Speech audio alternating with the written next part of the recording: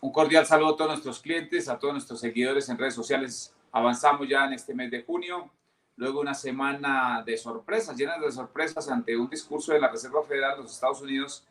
que quizás ponía de presente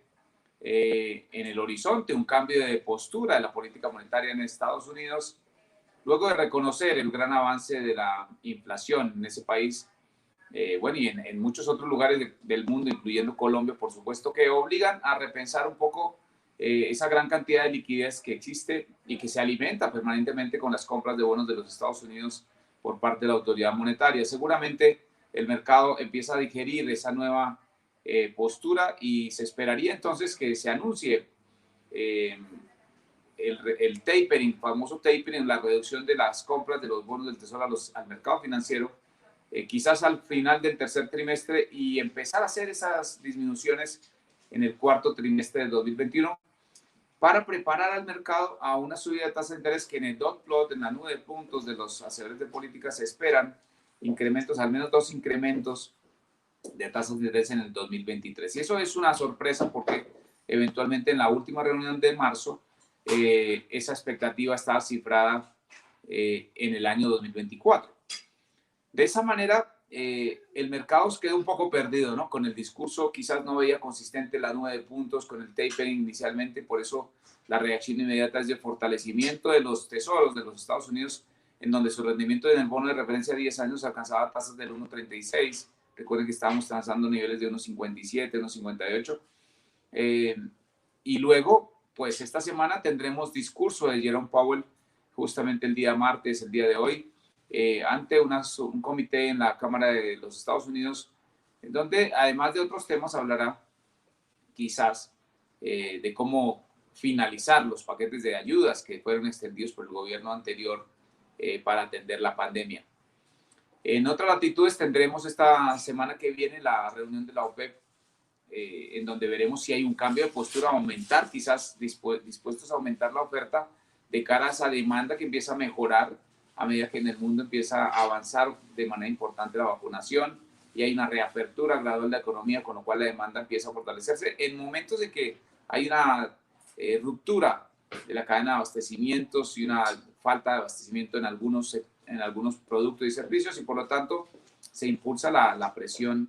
de los precios. En este momento,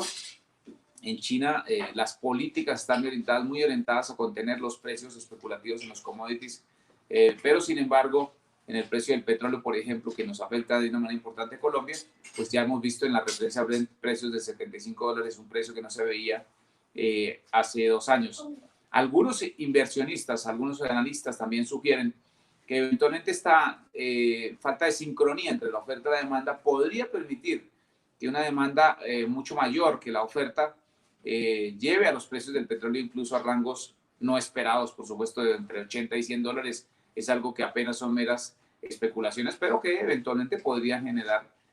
algunos efectos importantes para muchas economías, quizás incrementos en la inflación, para otras, como el caso de Colombia, algunos beneficios no cuantificados y no esperados por ahora. Esperemos que eso limite las grandes presiones que hay sobre la moneda local. Recordemos que para muchos inversionistas extranjeros en particular, el peso colombiano es una moneda débil, en cuanto que el país tiene un déficit comercial alto, un déficit fiscal también, una tasa de interés con una postura monetaria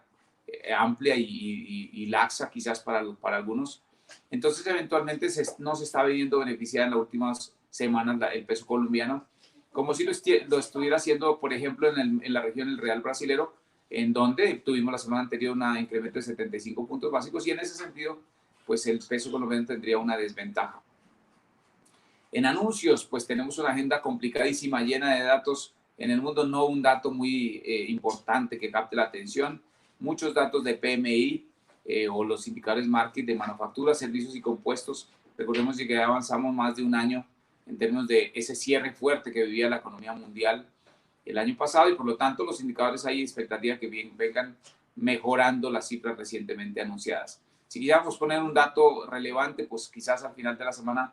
tendríamos en los Estados Unidos el gasto y el ingreso personal, pero también el deflactor del gasto, que es una de las medidas preferidas de inflación en los Estados Unidos, donde obviamente veremos datos al alza después de los datos informados en el mes de abril. con una lectura cercana a los 3.60%, pero pues de plano que ya está incorporado en el ADN de los inversionistas en el mundo de hoy.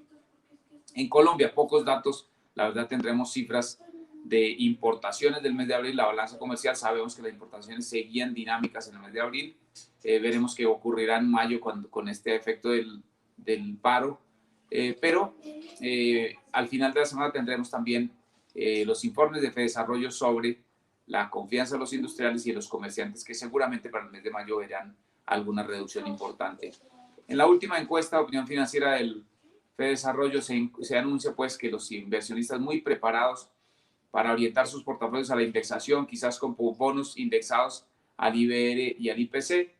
con una preocupación importante por factores sociopolíticos a la hora de tomar decisiones de inversión, pero con la expectativa que el Banco de la República al menos incremente la tasa de interés 25 puntos básicos antes de cerrar el año, preparando el camino para un año 2022 en donde quizás la tasa podría caminar lentamente a normalizarse hacia el rango del 3%, y con una inflación que eventualmente en el mes de junio podría revertir la gran tendencia inflacionaria, especialmente en el rubro de alimentos, que podría ser que la lectura incluso pueda ser negativa. Ahora bien, será menos negativa que la que tendríamos hace un año, por lo tanto, la inflación anualizada podría buscar el norte del 3.60%, con lo cual, pues obviamente se ratifica un poco la presión para el Banco de la República, desde el discurso de la Fed, desde lo que están haciendo bancos centrales de la región, pero también con una inflación que, aunque no es estructural, pues sí estaría superando los niveles bajos que teníamos en el primer semestre. En momentos en que la economía tiende a recuperarse, nosotros hacemos ajustes a nuestras previsiones y esperamos con los datos del índice de seguimiento de la actividad económica de abril que nuestra economía alcance un crecimiento cercano al 6.7% este año. Eso es todo lo que tenemos por ahora. Esperamos que sea una buena semana para ustedes. Nos veremos la próxima.